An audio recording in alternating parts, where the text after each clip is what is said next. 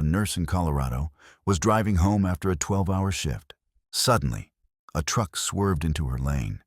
She swerved right, hit the guardrail, spun across 2 lanes. Bam!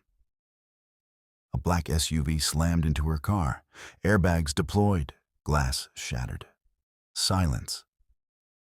Jessica survived with just a broken collarbone. The cause? A distracted driver was texting and slammed on the brakes. That one text nearly killed 3 people. Don't text and drive.